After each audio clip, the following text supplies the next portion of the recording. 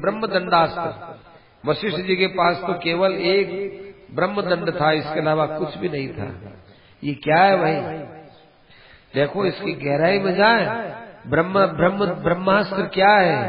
ये ब्रह्मदंड, ये वशिष्ठ जी के पास वो ब्रह्मास्त्र नहीं, ये ब्रह्मदंड क्या है वशिष्ठ जी के पास?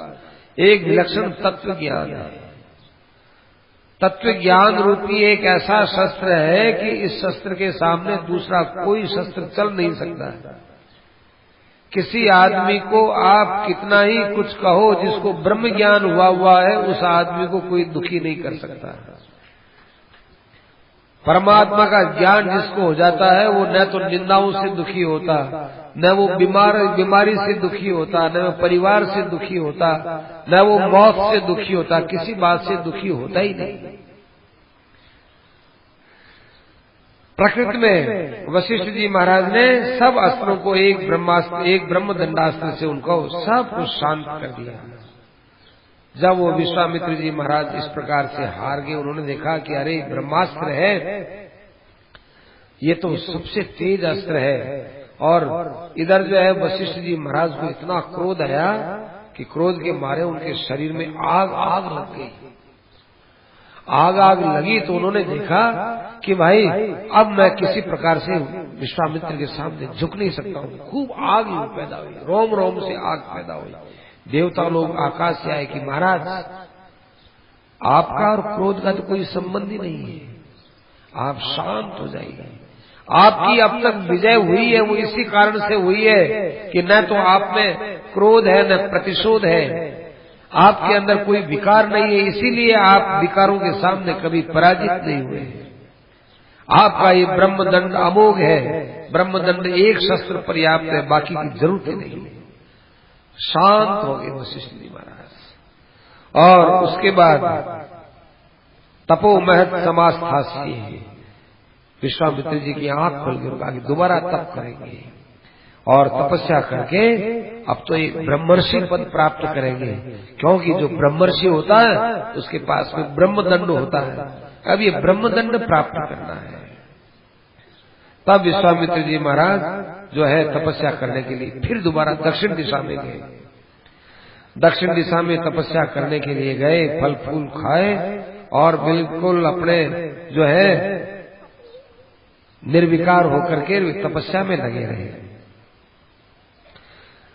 इधर भाई ब्रह्मा जी है, ब्रह्मा जी ने विश्वामित्र जी महाराज को तपस्या करने से दर्शन दिया और दर्शन देकर के कहा, विश्वामित्र जी आपने तो बहुत विलक्षण तपस्या की है, राजा होकर तपस्या की है, आज से हम आपको राजर्षि बोलते हैं। अभी विश्वामित्र जी ने देखा मैं तो ब्रह्मर्षि होने चला था, ये मुझे राजर्षि मानते हैं। ब्रह्मा उस समय में जो है विश्वामित्र जी के मन में बड़ा दुख हुआ। देखो ये दुख क्यों हुआ? ये अभिमान का दुख है। अब वो देख रहे हैं कि मेरी तपस्या में कमी है, वो वापस और तपस्या में लगे। अब मन के अंदर कितने विश्वामित्र जी के अंदर कितने भाई देखो अवगुण है। एक तो अवगुण था कि वो सबसे बड़ा अवगुण लोभ का था। वो लोभ, ये काम धेनु है, इनके पास क्यों मेरे पास रहे, इस यहां से सारी बीमारी चालू हुई। और फिर आ गया अहंकार। अब ये अहंकार और उनका फूट पड़ा। अब देखो क्या करते हैं, अब और आगे चलो। अब जो है वो तपस्या करने बैठे। तपस्या करने बैठे तो भाई तपस्या सु तपम तप्तम राजर्षि महाविदु, तपस्या करने बैठे। इतने में इधर क्या हुआ कि अयोध्या का एक राजा था जिसका नाम था त्रिशंकु। त्रिशंकु था, वो एक बार वशिष्ठ जी के पास आया, गुरु जी के पास। गुरु जी से कहने लगा कि गुरुदेव मैं एक यज्ञ करना चाहता हूँ, आपकी कृपा हो तो यज्ञ हो जाए। कहे भाई तुम्हारे यज्ञ करने का उद्देश्य क्या है? उद्देश्य तो यही है कि इस शरीर से मैं स्वर्ग में चला जाऊं। तो वशिष्ठ जी ने कहा कि देख भाई हर लोक की अलग अलग मर्यादा होती है, हर लोक की नहीं, पृथ्वी लोक में भी सब जगह एक मर्यादा नहीं होती। अरे सब जगह की एक बात नहीं है, अपने अपने घर में अलग अलग मर्यादा होती है। अपने घर में भी नहीं, अपने घर के एक एक प्राणी की अपनी अपनी स्वतंत्र मर्यादा होती है। हर आदमी की अलग अलग मर्यादा है। देखो, घर के अंदर कोई आदमी पूजा पाठ करता हो तो कोई दूसरा आदमी उसको छेड़ना नहीं चाहेगा, जहां तक भाई अभी पूजा पाठ में लगे हुए बीच में मत जाओ, ठीक नहीं है। कोई घर में सो रहा हो तो कोई जाकर उसको जगाने के लिए नहीं जा सकता, नहीं जावे, सोता है। जो एकाग्र होकर के अपने काम में लगा हुआ है, कोई उसको छेड़ना नहीं चाहता है। सबकी अलग अलग मर्यादा होती है। ऐसे स्वर्ग की एक मर्यादा होती है। हाँ, ऐसा करो, यज्ञ हम तुम्हारा कर देवे, मरने के बाद तुमको स्वर्ग मिले, स्वर्ग का शरीर मिले, लेकिन इस मनुष्य शरीर से तुम स्वर्ग में जाना चाहो, वही कैसे होगा? क्योंकि स्वर्ग का शरीर होता है अग्नि तत्व प्रधान, और ये शरीर होता है ये पृथ्वी तत्व प्रधान।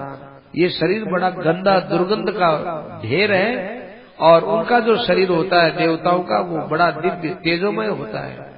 इस शरीर से वहां जाने की कामना ही मत करो, ये कामना मत करो, तुम्हारा यज्ञ हो जाएगा। नहीं गुरुदेव, ठीक है, आप मना करते हो तो कोई बात। अब देखो, ये कामना ने क्या किया, त्रिशंकु की बुद्धि खराब कर दी। त्रिशंकु गया दक्षिण दिशा में। दक्षिण दिशा में वशिष्ठ जी के पुत्र थे, वो तपस्या कर रहे थे, सो बेटा तपस्या कर रहे थे। अब वो त्रिशंकु ने जाकर उनसे कहा, हे वशिष्ठ जी के बेटों, मैं आपको प्रणाम करता हूँ, आप बुरा मत मानना। मैं एक बात कहता हूँ, देखो, मैं आपके पिता के पास गया था यज्ञ कराने के लिए कि ऐसा यज्ञ करो कि शरीर सहित मुझे स्वर्ग में भेज दो, लेकिन आपके पिता ने हमको मना कर दिया। तो मैं आपसे प्रार्थना करता हूँ कि आप गुरुपुत्र हो तो आप कम से कम हमारी बात मान लो। आप वशिष्ठ जी ने मना कर दिया, इसलिए हम नहीं करेंगे, ये बात आप अपने मन में मत लाओ, और हमको आप यज्ञ के द्वारा स्वर्ग में भेज दो, इसी शरीर के द्वारा। गुरुपुत्रों ने कहा कि अरे, तुम्हारी इतनी हिम्मत कैसे हो गई हमारे पास आने की? तुम्हारे इक्ष्वाकु वंश जब से चला है तब से वो तुम्हारे गुरु है, और उनकी बात को हटा करके हम तुमको इस शरीर से वहां पर स्वर्ग में भेज देंगे, उनके बेटा होकर ऐसा तुमने सोच कैसे लिया? तुम्हारा ये दुस्साहस कैसे हो गया? इक्ष्वाकुणाम सर्वेशम पुरोधा परमागति, वो सारे इक्ष्वाकु वंश में तुम सबके गुरु थे, उनके लिए आपने कैसे सोच लिया उनकी बात का हम अतिक्रमण करके आपको स्वर्ग में भेज देंगे? तुम बालिश हो, मूर्ख हो, तुमने अपमान किया हमारा और हमारे गुरुदेव का, ये तुमने अच्छा नहीं किया। अच्छी बात है, आपने भी मना कर दिया और हमारे गुरु ने भी मना कर दिया, आपके पिताजी ने मना कर दिया, ठीक है, हम कोई और उपाय करेंगे। अब उस त्रिशंकु ने विचार किया कि इस दुनिया में कोई ऐसे भी होंगे जिनकी वशिष्ठ के साथ बनती न हो। हाँ, विश्वामित्र जी है, विश्वामित्र जी के पास चलो। विश्वामित्र जी की वशिष्ठ की नहीं बनती, तो भाई जब नहीं बनती है तो उससे हमारा काम बन जाएगा। तो ऐसा विचार करके और जो है वो वहां से रवाना होने लगा। ठीक है, तुम नहीं करते तो क्या हुआ, संसार में बहुत यज्ञ कराने वाले हैं, हम उनके पास जाते हैं। गुरुपुत्रों ने कहा कि अच्छी बात है, गुरुजनों का निरादर करके तुम दूसरों के पास जाओगे, हम तुमको शाप देते हैं कि तुम चंडाल हो जाओगे, चंडाल। तो उसी समय वो चंडाल हो गया। चंडाल का लक्षण क्या है? नीला वस्त्र पहनना। ये नीले रंग का सेठ जी बहुत विरोध करते थे, नीला कपड़ा पहनना। यहाँ तक भी मकानों के अंदर जो नील रंग है ना, उसका भी निषेध करते थे। कपड़ों में तो नील बिल्कुल नहीं डालनी चाहिए, साफ बोलते थे। तो कहते हैं कि ये रंग चंडालों का होता है। तो नील वस्त्र धरो नीला है, सारा शरीर नीला हो गया और उनके कपड़े भी नीले हो गए, और बाल थे वो क्या छोटे छोटे बाल, खड़े खड़े बाल, और जो है माला पहना हुआ, अंगराग पहना हुआ, और उसके जो आभूषण थे सोने के वो एकदम लोहे के हो गए। ऐसा वो चंडाल का रूप बनाया हुआ। पहले तो अपनी राजधानी में गया तो मंत्रियों को बड़ी शर्म आई, कहने लगे महाराज जंगल में रहो एकांत में, कहाँ चंडाल बने हुए हमारे राजा अच्छा नहीं लगते। तो क्या करूं, क्या क्या करूं, आप जंगल में जाओ तपस्या करो, जहां तक वही चंडाल का रूप तो आप हटाओ। तो कहा कि अच्छी बात है। वे वहां से रवाना हुए, रवाना होकर के और भाई विश्वामित्र जी के वहां पहुंचे। विश्वामित्र जी ने कहा कि कौन हो आप? क्या महाराज मैं अयोध्या का राजा त्रिशंकु, चंडाल कैसे हो गए? कि वशिष्ठ जी के पास शरीर से स्वर्ग में जाने के लिए मैंने यज्ञ की प्रार्थना की। उन्होंने कहा कि असंभव है। उनके पुत्रों के पास गया, पुत्रों ने कह दिया कि गुरुजी ने मना कर दिया, हम कैसे कर सकते हैं, हम कर ही नहीं सकते। तो मैं आपके पास आने के लिए सोचा, तो वशिष्ठ के पुत्रों ने मुझे शाप दे दिया, जाओ तुम चंडाल हो जाओ। अच्छा, वशिष्ठ के पुत्रों की ये हिम्मत कि उन्होंने आपको शाप दिया, ठीक है, हम तुमको वरदान देते हैं क्या कि तुम चंडाल होते हुए इस शरीर से स्वर्ग में जाओगे, हम तुमको अब चंडाल के रूप में भेजेंगे। देवमेवं परम मन्ये पौरुषम तो निरर्थक। तो कहा कि महाराज ठीक है, आज तक तो मैं ये समझता था कि संसार में भाग्य बड़ा प्रबल है, पुरुषार्थ किसी काम का नहीं है। लोग देखते हैं कि भाग्य बड़ा है कि पुरुषार्थ बड़ा है, ये बहुत चक्कर चलता है। भाग्य बड़ा है कि पुरुषार्थ हम करते हैं वो चीज बड़ी है, या जो जीवन में घटता है वो चीज बड़ी है। हमको ये पता ही नहीं है कि पुरुषार्थ का उद्देश्य क्या है और प्रारब्ध का उद्देश्य क्या। प्रारब्ध और पुरुषार्थ, भाग्य और पुरुषार्थ, इन दोनों को हमने समझा ही नहीं कि इनका उपयोग कहाँ होता है। भाग्य की जगह भाग्य बड़ा है, पुरुषार्थ की जगह पुरुषार्थ बड़ा है, दोनों की अलग अलग दिशाएं हैं। जैसे कोई कहे कि भाई जो है एमए वाला है, एमए वाले की शिक्षा ज्यादा होती है कि आचार्य वाले की शिक्षा ज्यादा होती है। अब भाई एमए किया उसने अंग्रेजी में, आचार्य किया उसने संस्कृत में, उन दोनों की भाषा ही अलग है, दोनों की चीजें ही अलग है। उसकी बात वो नहीं समझता, उसकी बात वो नहीं समझता, दोनों अपनी जगह जगह अलग अलग है। परंतु नहीं, पूरी बात समझे बिना, सत्संग किए बिना लोग आपस में भाग्य और पुरुषार्थ को एक जगह लगाते हैं। ये ऐसी लगाने की चीज नहीं है। देखो, अपने कल्याण करने में तो पुरुषार्थ की मुख्यता है, और संसार में रहने के लिए, जीने के लिए, व्यवहार के लिए जो है भाग्य की प्रधानता है। दोनों के क्षेत्र अलग अलग है। संसार में भाग्य बड़ा और परमात्मा के लिए पुरुषार्थ बड़ा, खास दोनों का भेद है। लेकिन हमारे त्रिशंकु जी थे, वो अटक गए थे। दैवमेव परम मन्ये, भाग्य बड़ा है, कोई कहते हैं पुरुषार्थ बड़ा है, तो हम तो भाई भाग्य को बड़ा मानते थे। विश्वामित्र जी, आज आपने हमको कुछ कह दिया तो ठीक है, अब हमारे मन में कुछ जो है शांति हुई है। विश्वामित्र जी ने कहा चिंता मत करो, तुम विश्वामित्र की शरण में आ गए।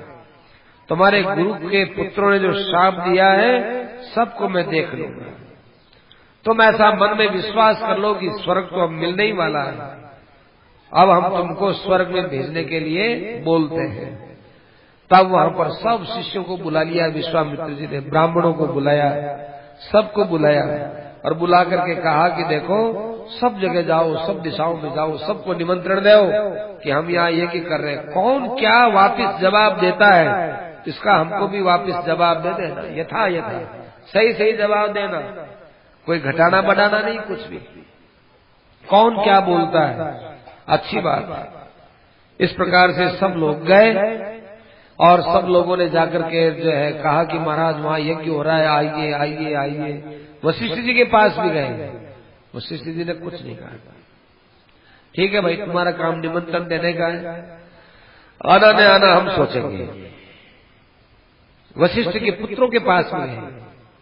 वशिष्ठ के पुत्रों को कहा कि आप चलिए वहां। वशिष्ठ पुत्रों ने कहा कि ठीक है तुम जाओ। अरे कुछ जवाब तो दो। तो उन्होंने जवाब दे दिया जो देना था। अब जो है दूसरे लोग आ गए वहां। विश्वामित्र जी ने पूछा, बोलो भाई किसने क्या जवाब दिया? क्या महाराज औरों ने तो कोई खास नहीं कहा, वशिष्ठ के बेटों ने जवाब दिया। बड़ा तिरस्कार करते हुए कहा, क्या क्षत्रियो याजको यस्य?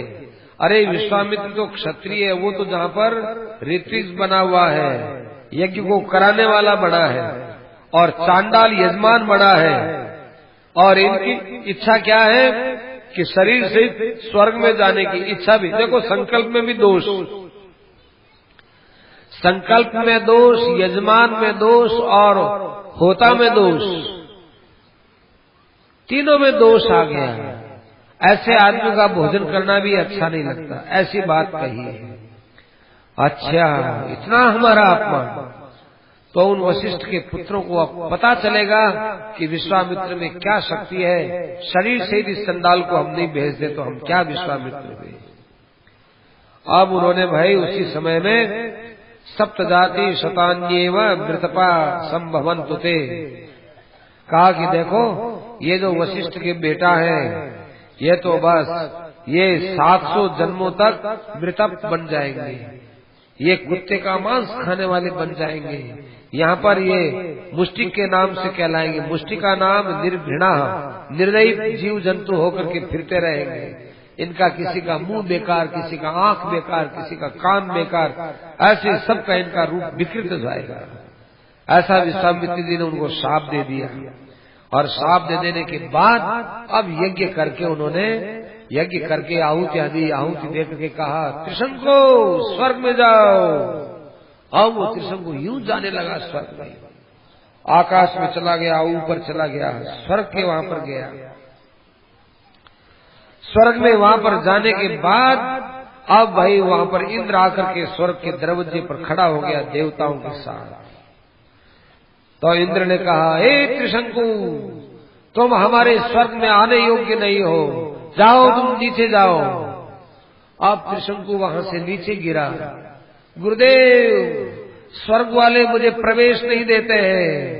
अच्छी बात है तुम अभी ऊपर ही लटके रहो, हम एक नया स्वर्ग बना देते हैं, हम एक नई तारे बनाएंगे, हम नई ऋषि बनाते हैं, सृष्टि नहीं बनाते। जाओ, हमें ऐसे इंद्र की जरूरत नहीं, हम नया इंद्र बना देंगे।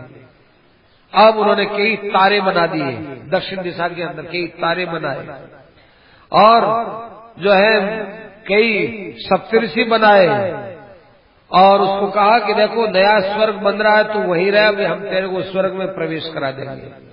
कृष्ण को तो वैसा ही रहा। इतने में वही देवता लोग सब घबराए। विश्वामित्र जी तो कर ही देगा, ये नया स्वर्ग भी कर देगा, सप्तऋषि भी ले आएगा। ये जब ठान लेता है तो भाई ये तो बात पूरी करके रहेगा, अब इसको कौन समझाए। तब वे देवता लोग गिड़गिड़ा करके आए। विश्वामित्र जी हाथ जोड़ करके प्रार्थना है, आप हमारी बात मान लो। तो बोलो कि देखो अब आप नई सृष्टि बंद कर दो।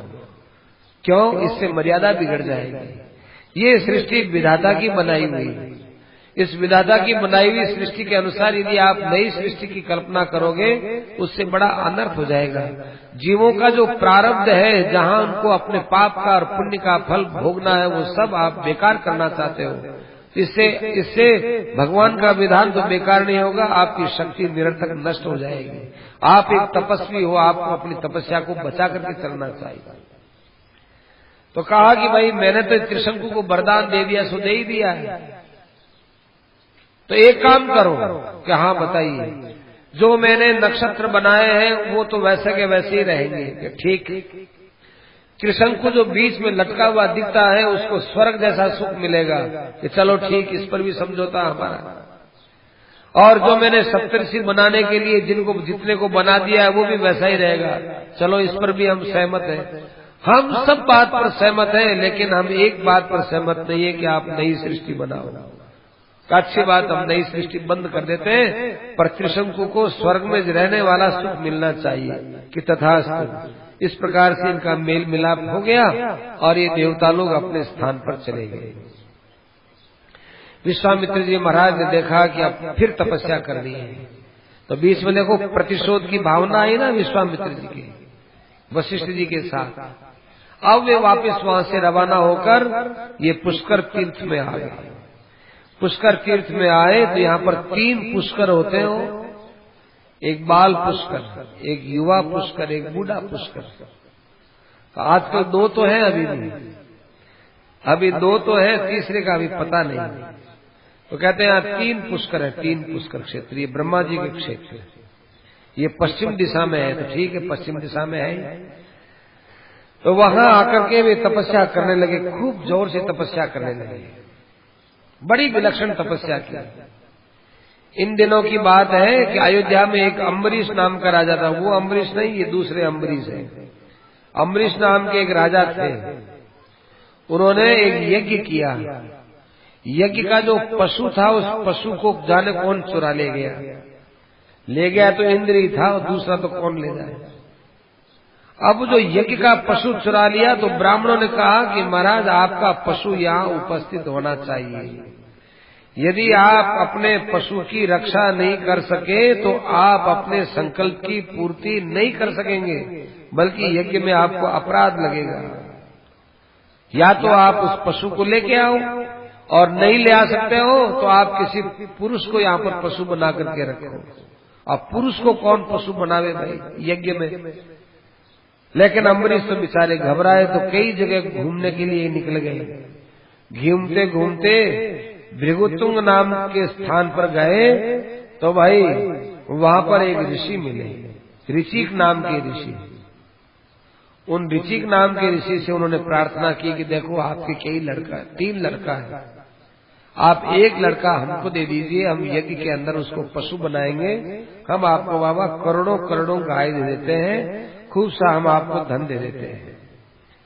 तो ऋचिक ने कहा कि देखो मेरे 3 बेटा है, बड़ा बेटा तो मुझे प्यारा है, मैं नहीं दूंगा। 2 बेटा है, दोनों में से कोई ले जाओ। तो माँ ने कहा नहीं, छोटा बेटा मेरे को प्यारा है। तो अब रहा बीच का बेटा।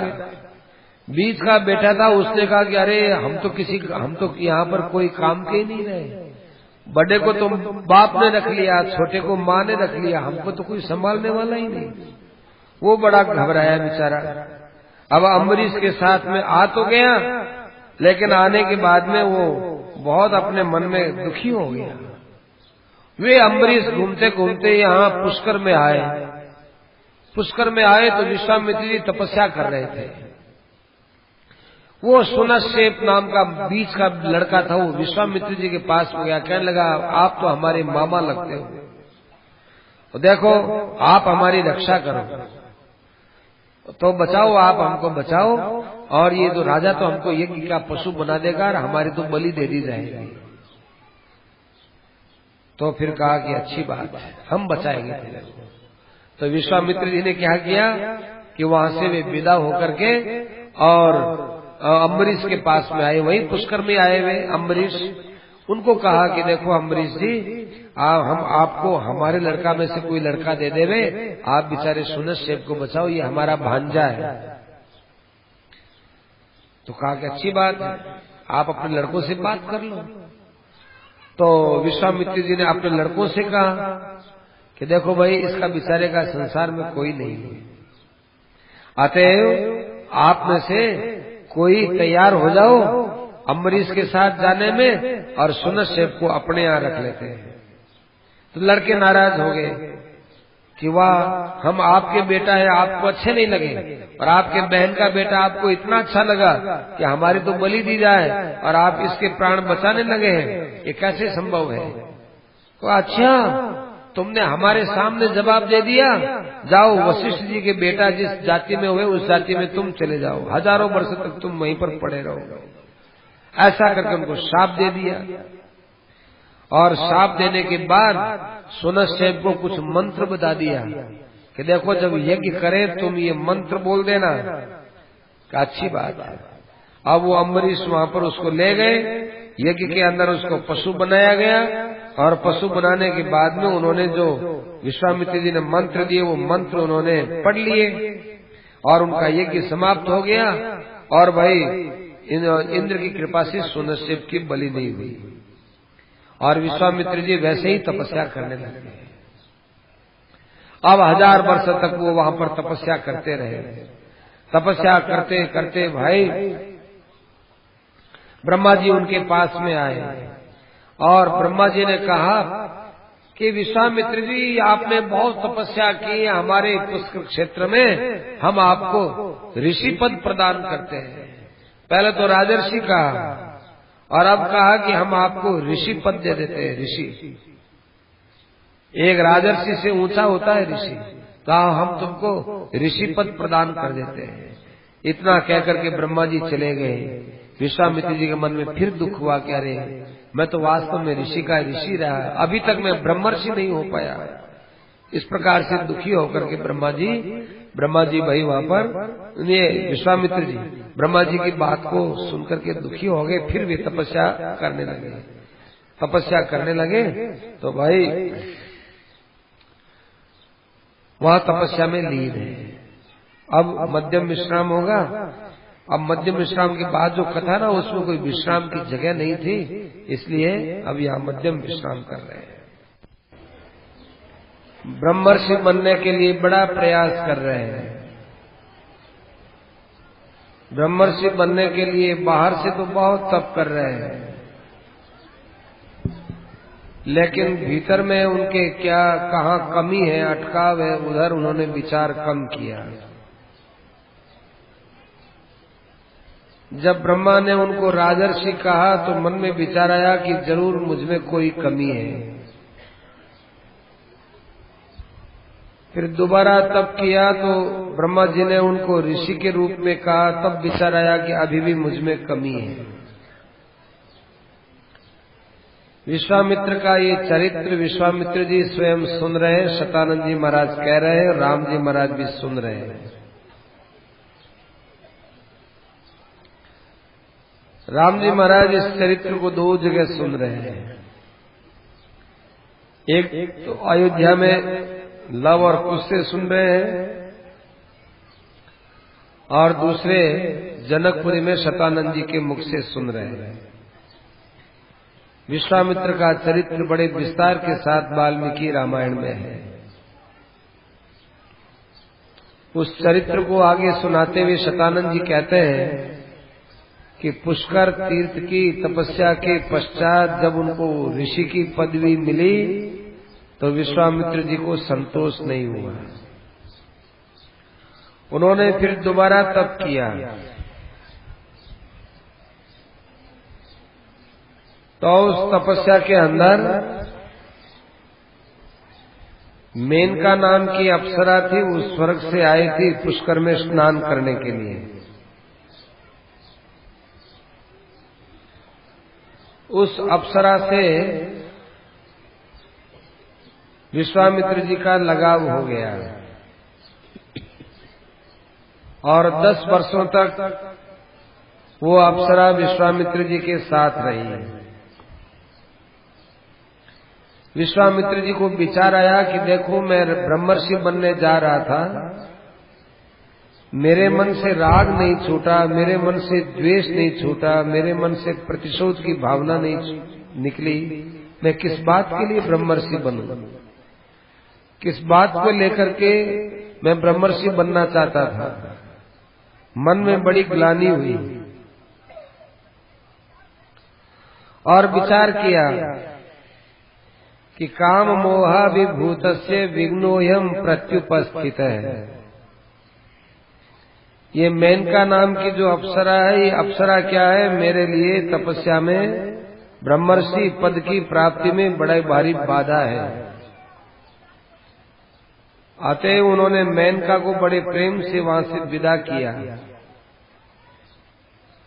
और विश्वामित्र जी महाराज उत्तराखंड में आ गए और वहां आकर वे किसी पर्वत के ऊपर तपस्या करने लगे और वहां कौशिकी नदी के किनारे बैठकर आराधना की। घोर तप किया हजारों वर्षों तक। देवताओं के मन में बड़ी एक हलचल मची कि अब विश्वामित्र जी ने काम को भी छोड़ दिया है, अतएव तपस्या कर रहे हैं, इनको ब्रह्मर्षि पद की जगह महर्षि पद तो मिलना ही चाहिए। ब्रह्मा जी आए और उन ब्रह्मा जी ने आकर के विश्वामित्र जी से कहा कि हे विश्वामित्र जी, आपने बड़ी भारी तपस्या की है, अतएव हम आपको महर्षि बनाते हैं। राजर्षि, ऋषि और अब महर्षि पद उनको मिली। विश्वामित्र जी थक गए